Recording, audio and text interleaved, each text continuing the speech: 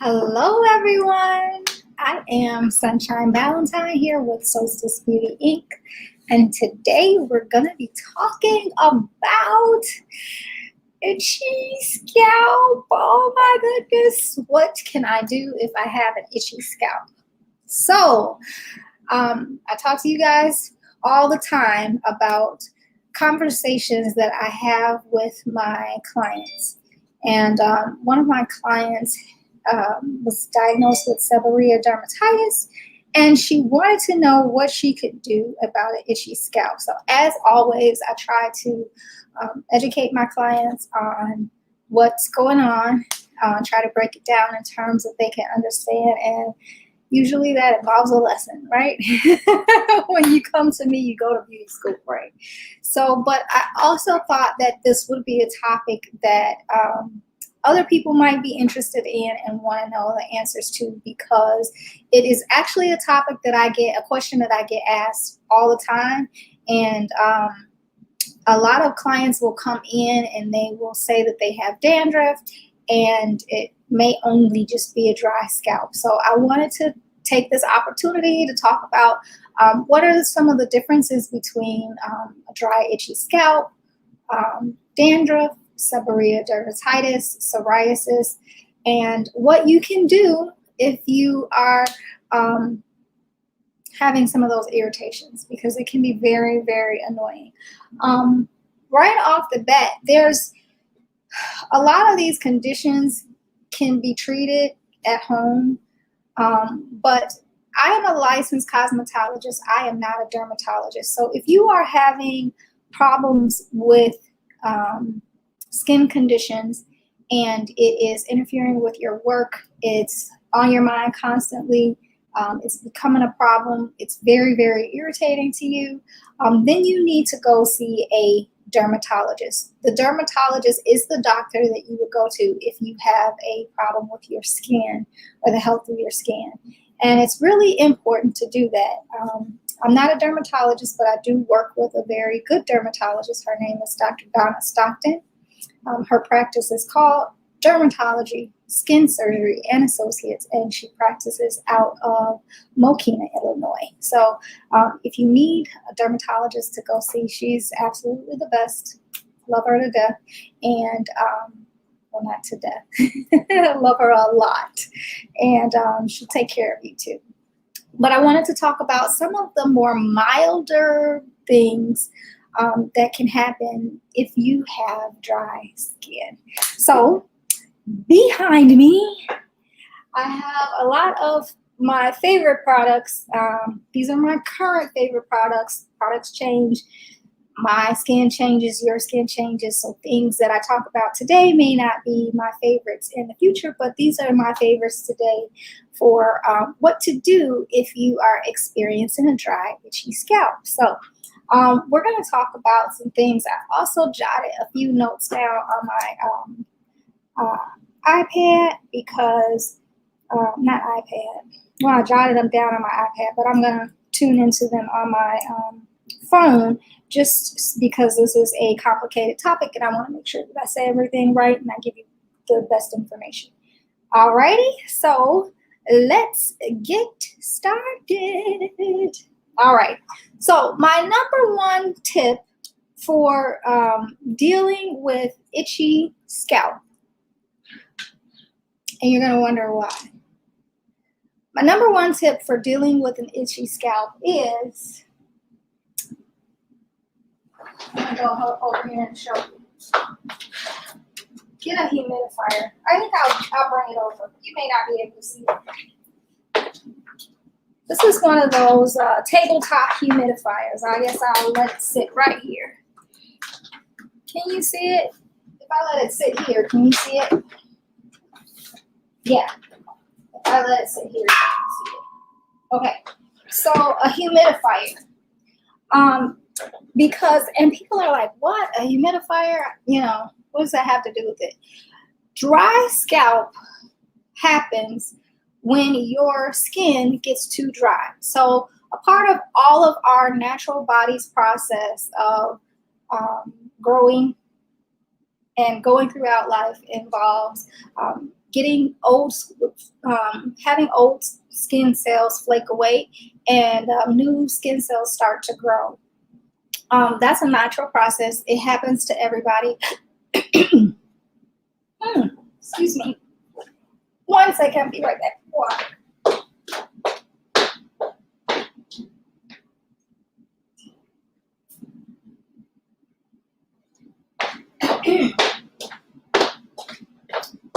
Woo.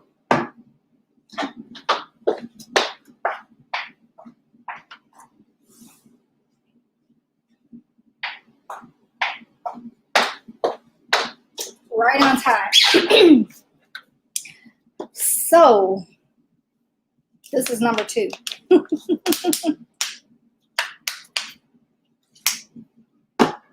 All right. So natural process, you have skin cells, they divide, they grow. Old skin cells will flake away. You won't even notice it if your skin is moisturized and healthy. Only time you'll notice it is then when you go and dust your house. And then you'll see the dust film and all that's dead skin cells flaking away. You never noticed.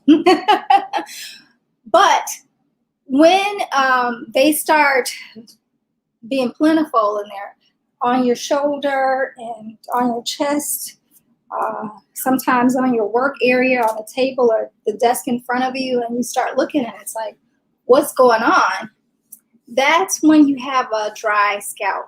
And usually all that means is that you need more hydration, or your scalp needs more hydration.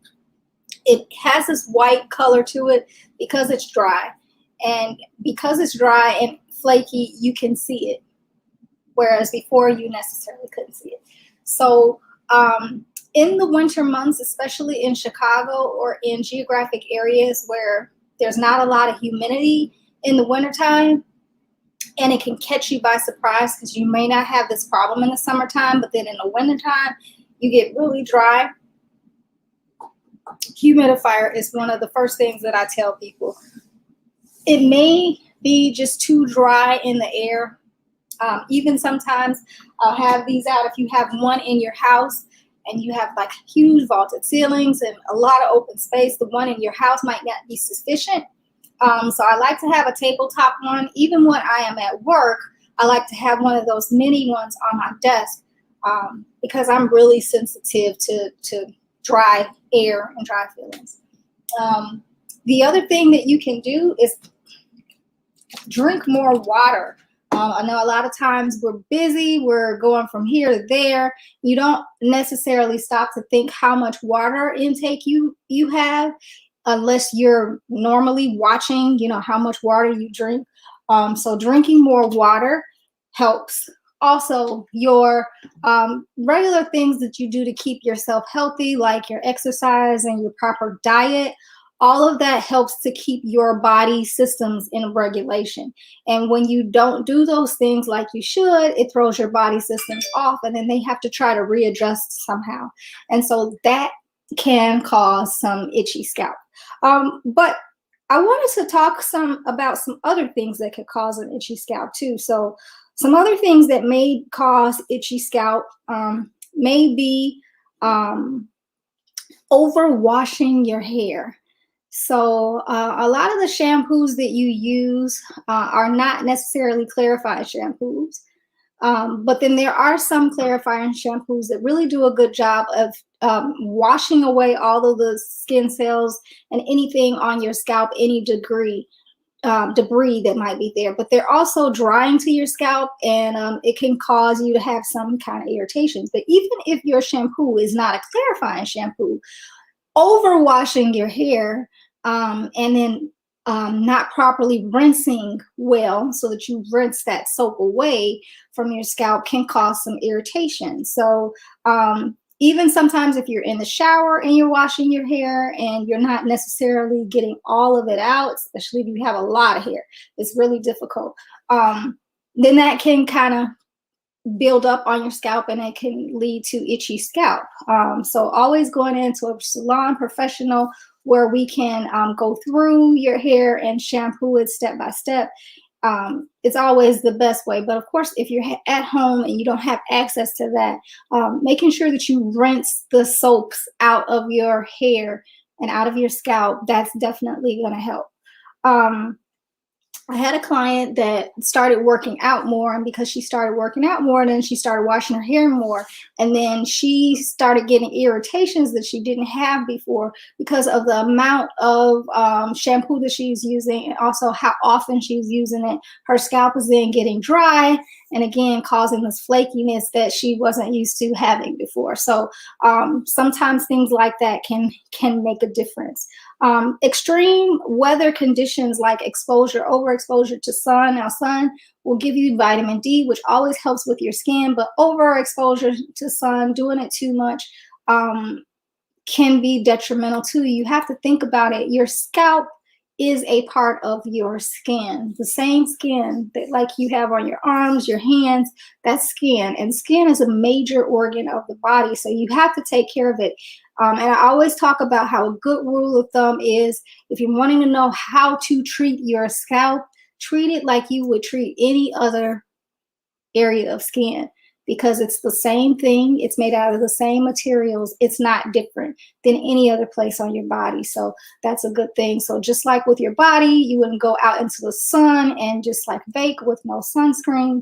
A lot of times you don't have sunscreen for your scalp. So overexposure to sun or heat or any extreme conditions can throw off the balance of your scalp. And your scalp does produce its own natural oils. It's called sebum, but it can throw that process off, and then you can get a dry, itchy scalp. Some things that can also affect it are hormones. Hormones can affect your scalp. If you have underlying medical conditions, especially those that are of an autoimmune nature, your scalp can be affected. Even stress. If you are in a stressful situation in your life, again, it throws your body off. Your body cannot maintain that balance, and stress will start causing some of these problems.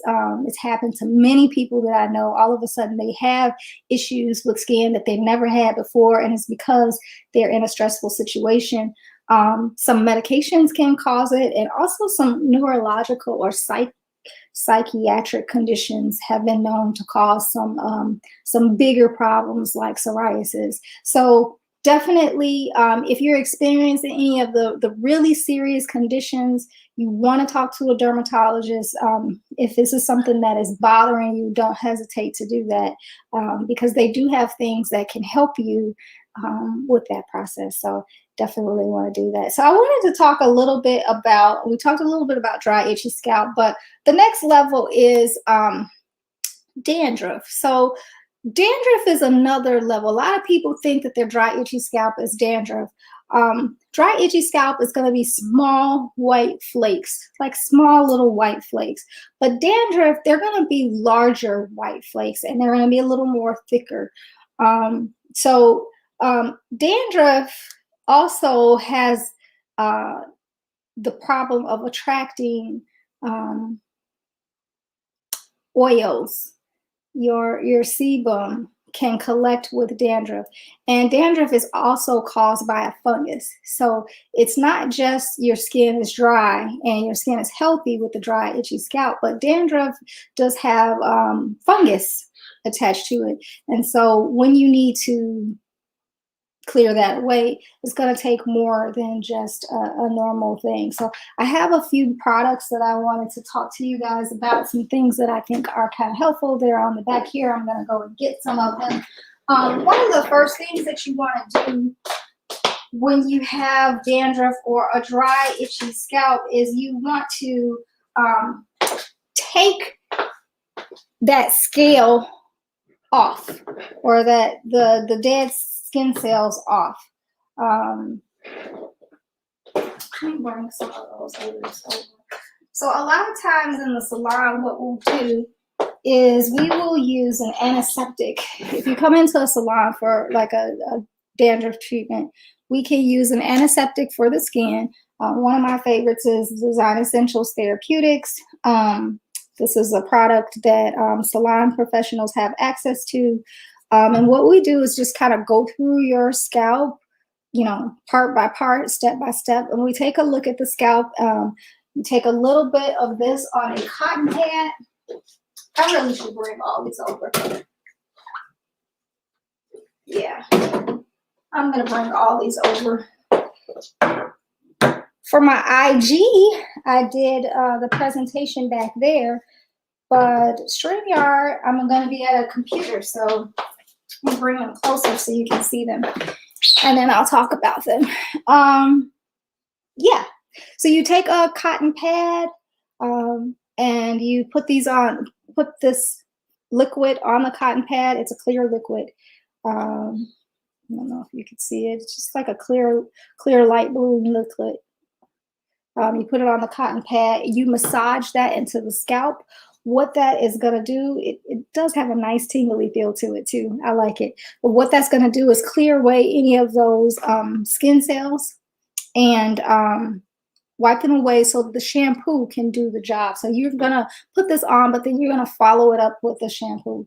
The main purpose of that is so that you are not scratching your scalp. If you're scratching your scalp, you have the tendency to cut your scalp with your fingernails and get any of that fungus, because we talk about the fungus that's attached to the dandruff that causes the dandruff. That fungus can get into your skin and into your bloodstreams. Also, if you have any bacteria that your hair has come into contact with, that can get in there.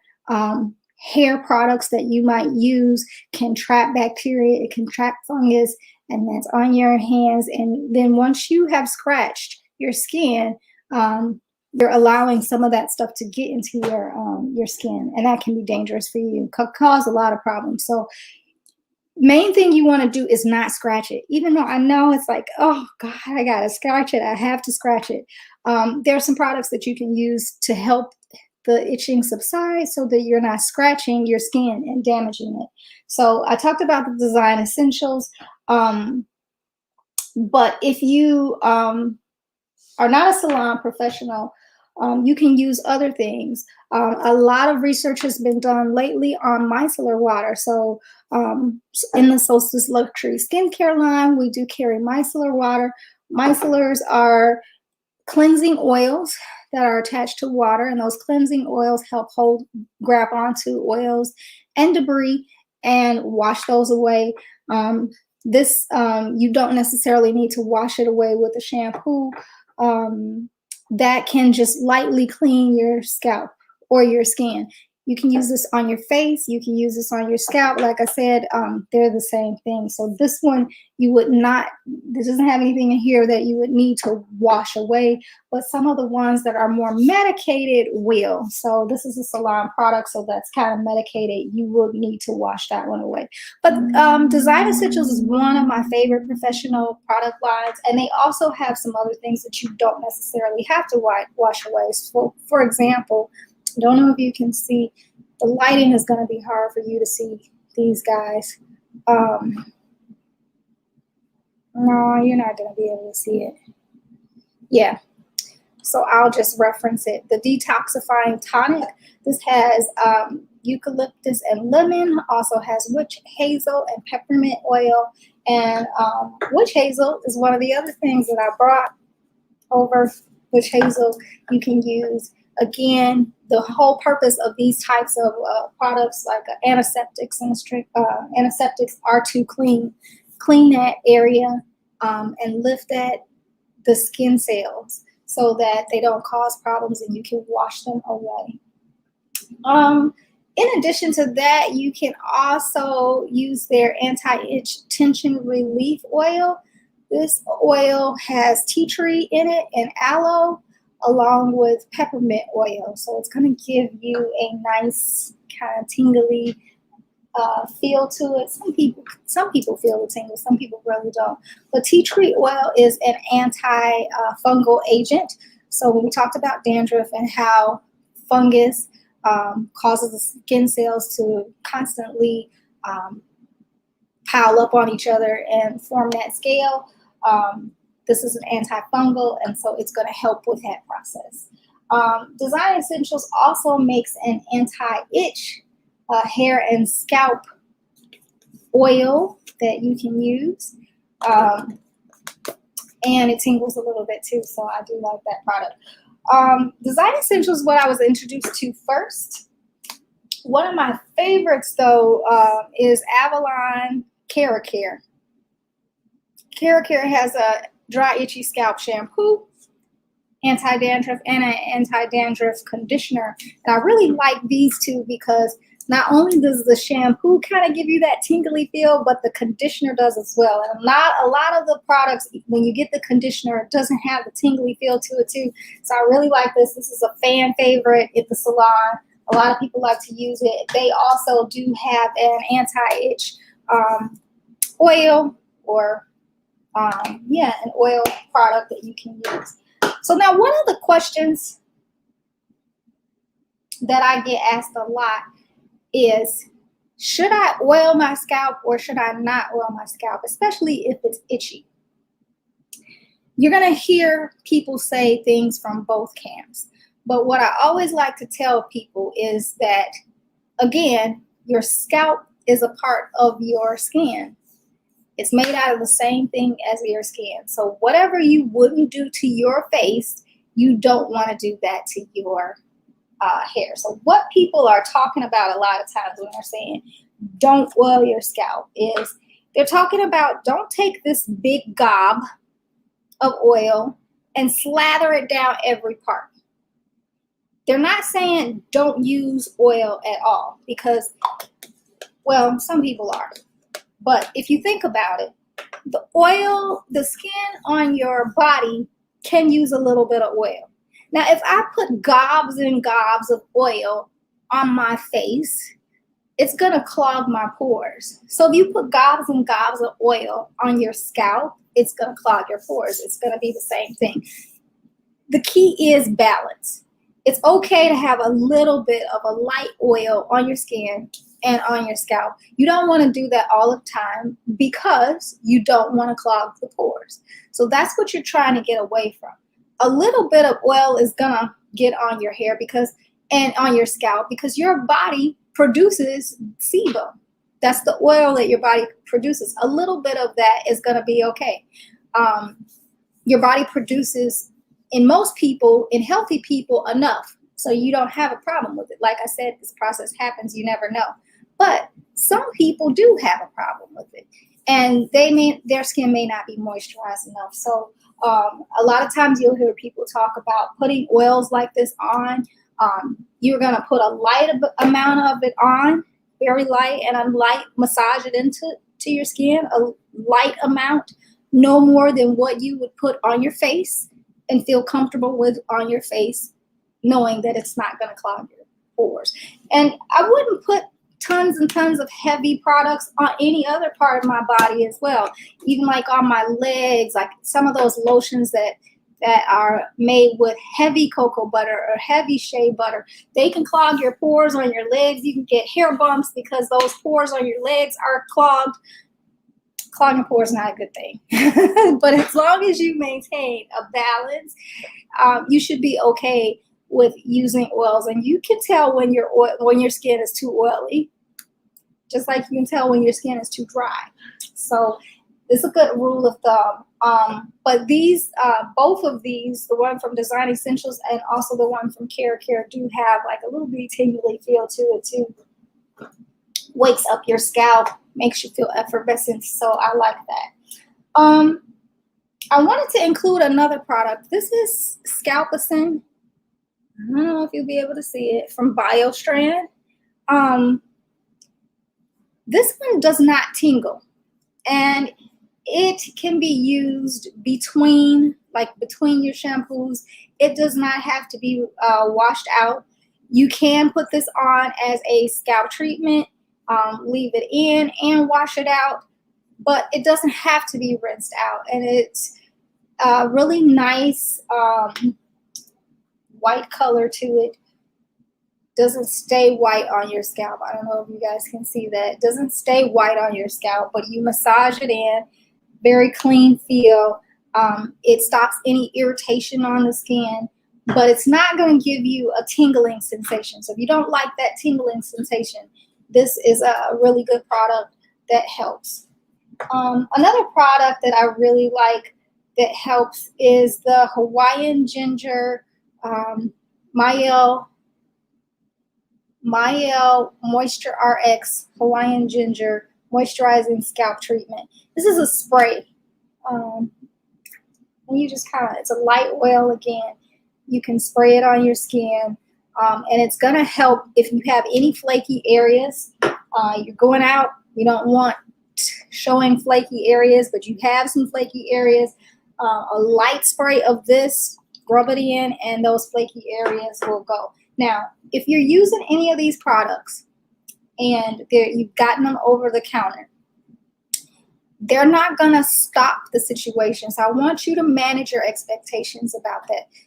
These products help you to cope with the symptoms that you're having. They don't take the problem away. If you want to take the problem away, that's where you're going to see a dermatologist. And a dermatologist can use several kind of chemicals depending on the stage that you have. Because we talked about dandruff. The next stage, 2 stages we'll talk about in a second, seborrheic dermatitis and psoriasis. Depending on what your condition is, they can treat those with some other chemicals. So these are, like I said, like the Mael and like the oils, these are going to help relieve the symptoms. They're not going to treat the problem per se. So kind of manage your expectations about that a little bit. So let's talk a little bit about seborrheic dermatitis. I actually have a picture to show you. So this might be a little gross to some people, but I'm going to show you this picture. Now let's pull up my application window. Where's my window? Oh, dry, itchy scalp pictures. I'm going to share my application window. There it is. Oh, let me pull that out of the way. Okay, so the seborrheic dermatitis, this is where you start to see some differences. So when we talked about dry scalp and we talked about dandruff, they were still kind of whitish in color. But when you start talking about seborrheic dermatitis, they're going to be kind of like thick, plaquey, yellow flakes, where these flakes have attached themselves to your scalp, and they're thick and they're holding on. It causes itchy. They're usually yellow or peachy color, and you can see them here. Some things that can help with seborrheic dermatitis. A lot of times your dermatologist will use some hydrocortisones. They can also use some corticosteroids and some other things, because again, you're treating the fungus and you're also lifting it up. But with seborrheic dermatitis, and I'm going to pull back out in a second, but with the seborrheic dermatitis, you're going to have some inflammation of the skin. You can also get scarring on the skin, and that scarring can cause hair loss. So wherever those scaly patches are, they start to cause the hair to be lost, and those hair follicles in that area to be lost. So you're going to start losing hair, and that's where a lot of people have the problem with the seborrheic dermatitis. Sometimes it can get better on its own. Like I said, especially if it's one of those situations where it's the stress that's causing it. It's as you know, our bodies maintain a healthy balance of fungus and things that are in every normal healthy person. But if your body is not regulating that, it could cause overproduction, and overproduction obviously causes problems. So kind of, as you can see, there's A lot of things that the dermatologist can do to it. So creams, shampoos, and ointments to control the inflammation, antifungal gels, creams, and shampoos. Also, you can be prescribed a pill that you can take that can be an antifungal medication as well. So it's not just topical products when you're dealing with a dermatologist in terms of what you can do. When you're dealing with dandruff, a good thing to think about with dandruff is, you, like this says, you always want to read the shampoos and follow the directions on the shampoo. There are a couple of different types of dandruff shampoos, and the things that they use to control the dandruff are different. So as you can see here, each of these is a different kind of product. You have some with zinc in them, you have some with tar, salicylic acid, some with sulfur in it. All these things are different, and a lot of people have reactions to like sulfur or zinc or things like that. So if you're having a bad reaction to one specific type of dandruff shampoo or product line, don't give up on them altogether. Just try a different product line. When you look at the labels, you'll be able to see, you know, what classification of medication is in that product, and maybe you're having an allergic reaction to the medication. Like a lot of people have allergic reactions to sulfur. So that could be part of the problem too. So you want to make sure that you're going to a dermatologist who can help you figure these things out, because it's kind of complicated. And sometimes once your body gets used to it, and it loses effectiveness, and you might need to change to something else. So having a healthcare team where you can work on these problems together is really helpful. So I did want to share that with you guys, that little bit of information about products and things that the dermatologist can use to help you with that.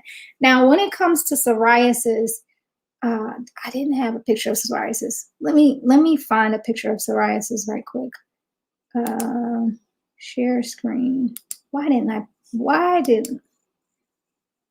I do that? Let's share a Chrome tab. Give me a Chrome tab. And then psoriasis. I know I'm spelling that wrong, guys. Okay, yeah.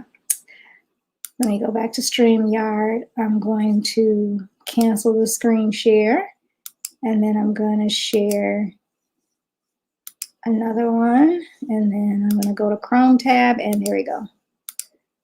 Okay, so here's some examples of psoriasis. So one thing that's going to be different between the seborrhoeic dermatitis, the dandruff, the dry, flaky skin, we all talked about those conditions, and they were just, you know, pretty much dry skin that was flat. But with the psoriasis, it's going to be, and seborrheic dermatitis was, you know, red inflamed skin too, but more so flat on the underside. This is going to be a raised skin patch with like a silvery flaky scale on the top. It often shows up not just in one area, but in several areas of the body. And again, you're a dermatologist. I know this is gross, guys. Let's stop the screen share. And it's no fun when you're experiencing it either. So, your dermatologist can help you to use some medications. And they've been coming on the TV a lot, like Skyrizi. Nothing is everything.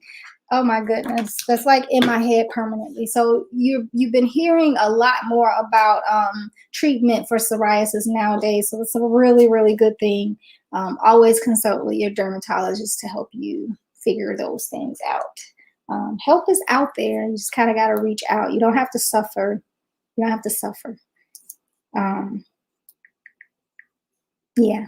So those are some of the things that I kind of wanted to mention to you guys. I hope I covered everything. I'm looking at everything on the table. I think I did cover everything, but let me just check my notes.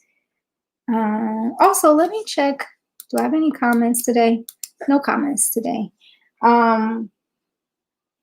Just want to check my notes to make sure that I did not forget anything. So we talked about dry scalp and how normal it is. And number one thing is hydration to stop that and treat that. We talked about dandruff. And we talked about medicated shampoos and overgrowth of fungus. And the main thing is like clearing those away and not to scratch it so that you don't make things worse. We talked about some of the causes of the dry scalp. We talked about seborrheic dermatitis, the large greasy flakes, and how some autoimmune systems can affect it. And also it can cause hair loss. Another form of seborrheic dermatitis is actually the same disease as cradle cap. So for infants, if you've ever heard of cradle cap, that might be a little more familiar. That's seborrheic dermatitis. Seborrheic dermatitis is the adult version of it. We talked about the importance of reading the labels and what you see. And we talked about managing expectations in terms of the over-the-counter medications really not being the things that are stopping the problem, but they're basically treating the symptoms. We also talked about oiling your scalp and hot oil treatments and what's too much in terms of, helping to soothe the scalp with oils. And you can also treat some of these with herbal treatments. So we did talk a little bit about how tea tree oil is an antifungal. Some of the other types of herbal oils that people really like are peppermint, menthol, lemon,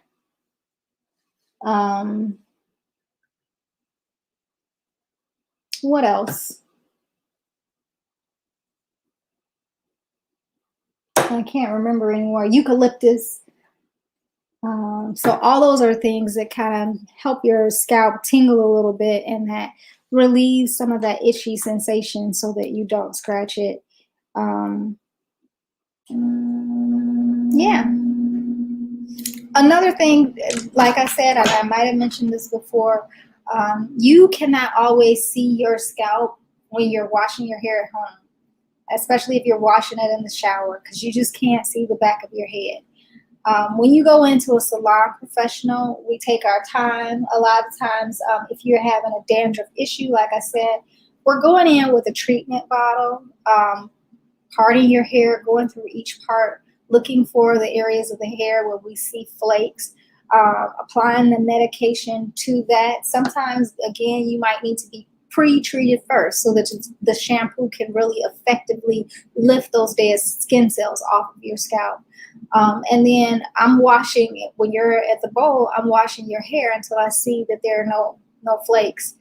You can't necessarily see that if you're washing your hair yourself. So if you're having dry, itchy scalp, especially more and more in the wintertime, schedule an appointment with your stylist who can go through and really get into that scalp, massage that scalp and clean that scalp, get that debris out so that it's not collecting on your scalp and causing more and more problems. So definitely your salon professional can be your friend in this because it's not something that you can effectively do on your own if you've got a lot of hair.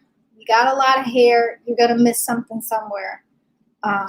So that's what I would recommend. So I won't belabor this anymore. I know you guys want to get on and see the All-Star game or whatever else is playing on TV, but I did have some clients that asked me some questions, so I thought, you know what? Somebody out there wants to know these answers too. So hopefully you learned some things and enjoyed it. If you have any questions, please contact me. But if they're medical questions, contact a dermatologist. All right, this has been another episode of Solstice Live with Solstice Beauty Inc. I am Sunshine Valentine, your favorite head to toe stylist. And I am always going to remind you to keep shining. Bye-bye.